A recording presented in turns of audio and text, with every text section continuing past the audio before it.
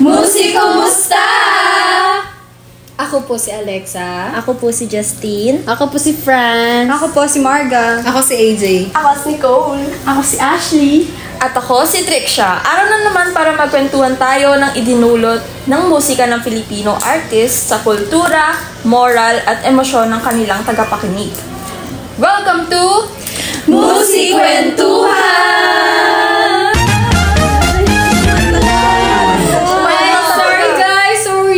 Nalasas kasi ako sa artist natin today. Kilala niyo ba kung sino? Sino? Patikim. Manghang. Yum. Eto, tikman niyo. Alam ka na? High school ka. Buhay makulay ang kulay. Hindi, iba yan. Iba. Okay, iba. Haba niya. Di ba Hindi niya mapos. Akala ko mamaya pa tayo matatapos. Si Manchua pa rin tinutukoy mo. Yes. Di ba gamit na gamit natin yung kanta niya sa mga folk dances ng elementary tsaka high school? That's right. Wait. Sino ba yung sino ulit yung artist na pinagkakantahan natin sa episode na to? Si Manchua! Bakit? Okay, calm down. Guys, you're freaking out.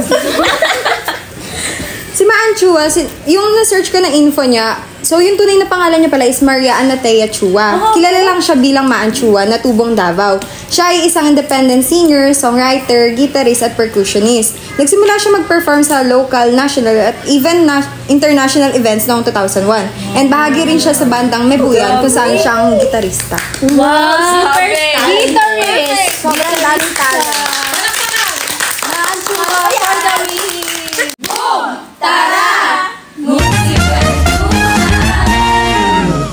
How does the artist promote Filipino culture?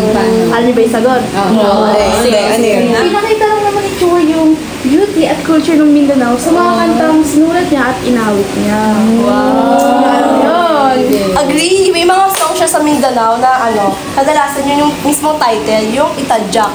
Tapos bukod pa doon, nagpe-perform din siya sa sa mga cultural event, ganon. Tulad nung Habi Kadayaban, yun, isa yung fashion design, sumasali din siya doon. Di ba champion daw siya doon kasi commendable artist daw siya kasi pinopromote niya yung Filipino culture. Ano yung commendable? Good. And next question. What cultural traditions, values, or themes are present in their work? Wow. So, yung mga kanta niya, yung sayaw, tapos yung hindak, galaw, sayaw, siya ay about sa siguro freedom of self-expression. Pag narinig niyo siya. Yung tinalak about sa Mindanaoan heritage, isa yung traditional woven cloth ng mga taga Tiboli tribe. Meron siyang song para sa mga na humarap sa mga pagsubok, yung liwanag ng pag-asa. Sabi doon, nagpapakita daw yun ng optimism, collective strength, and yung perseverance ng mga Filipino. Next question tayo.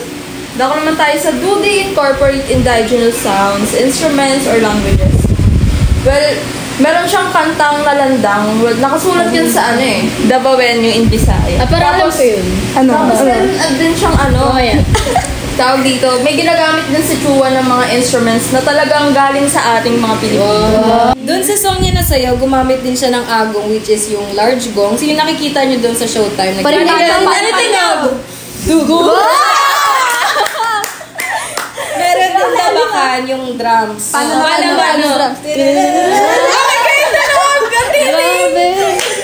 Next. Tsaka, meron din yung suling, yung bamboo flute. Paano yun? Para iba naman yan. Tubong Davao kasi sa Mindanao si Chua, kaya makikita sa mga likha niyang kanta na parang pinapalagan niya kung saan talaga siya nanggaling. Doon siya galing. Sa Davao ba? So, meron naman tanong dito tungkol sa moral influence. Sabi, does the artist promote positive or controversial messages? Based sa mga napakinggan ko, feeling ko naman mga positive messages yung mga kino-convey niyang songs. Pero totoo. Kasi based dun sa iba niyang lyrics sa kanta niya, lalo na yung kanta niyang title yung Itadyak. Wow. Pag binasa niyo yung lyrics, hindi yung puro sayaw-sayaw lang. Wow! Masaya.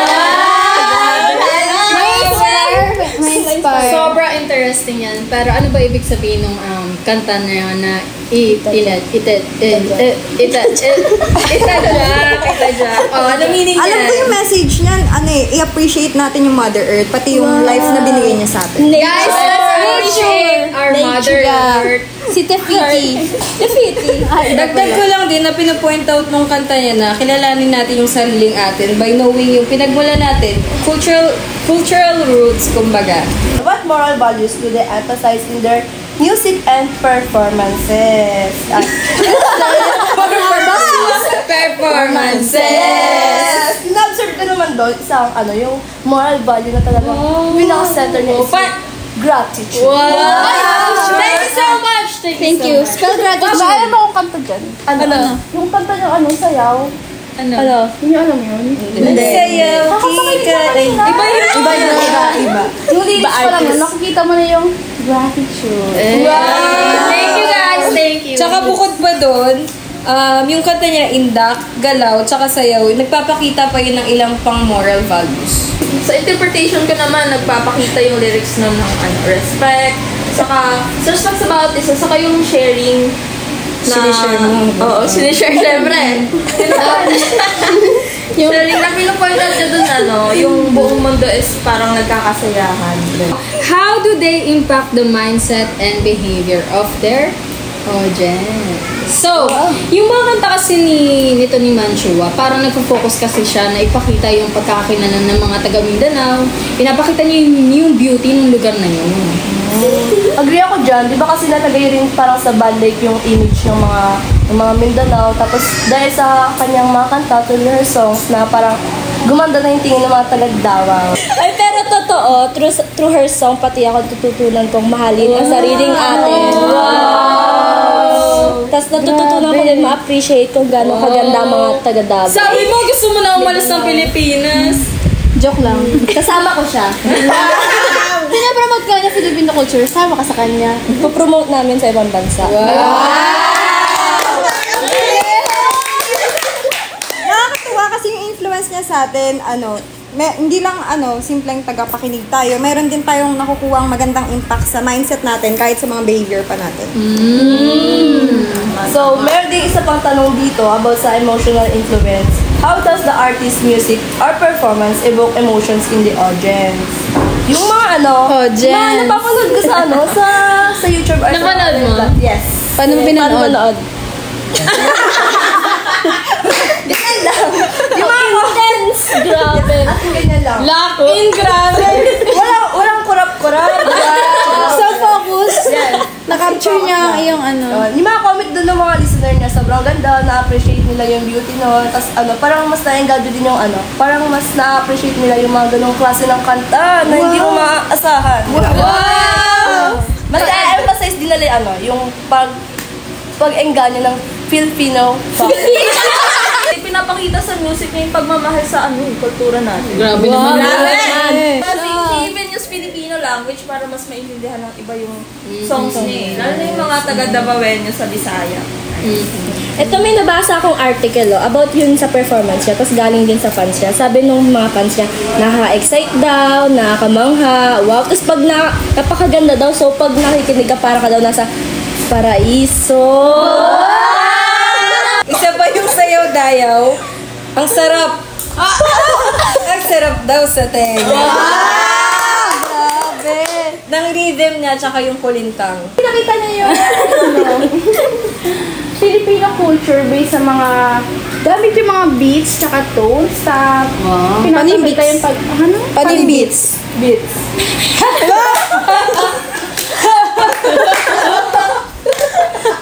Pinapakita dito yung kultura natin pagiging masayahin.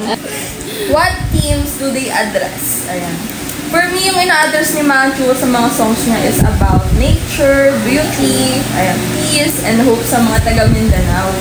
Siyempre, you can see that, or maririnig mo talaga sa lyrics niya yung nag-narrate siya ng mga beauty ng Filipino culture. Gusto niya ma-view natin yung Mindanao base dun sa lenses niya. How do their fans relate to their music? So for me, I think pinupukaw niya yung feeling ng nationalism sa atin. Kasi as we listen to her music, it makes me proud dahil may mga tao palang ganito kamahal yung culture natin.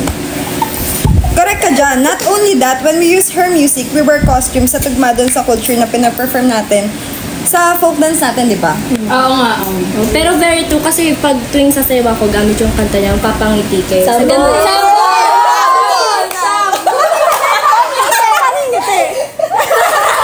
Kailangan malabas yung dila. Siyempre, para Super saya. sobrang ganda din kasi ng boses ni Maanchua. Tsaka malakas talaga yung impact ng mga songs niya, tsaka tumatatak. Kaya pag gamit namin yung songs niya, taas yung grades namin. Oh, nasagot na pa lahat ng mga katanungan natin. Yes! Parang bilis lang no? Yes. Totoo yan, kasi ganyan pag nakafocus lang tayo sa pakikinig ng music para maghanap ng peace or pacification. Wow! Pacification! Na nasa Philippine pop culture natin, pag na-distract para ma-distract tayo sa mga problema natin and even sa social issues na kinakaharap natin. Ginagamit natin yung music na yun. Sobrang Filipina! Wow! So yung mga kanta talaga niya, hindi natin maipagkakaila na nakakabit siya sa sarili natin bilang Pilipino. Paano yung kabila? Paano yung kabit? Ask her.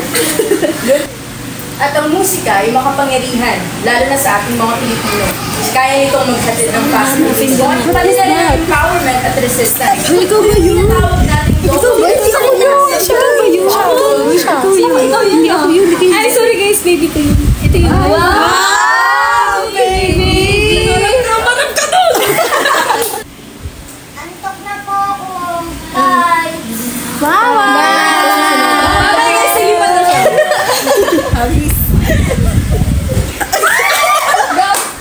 At sa susunod na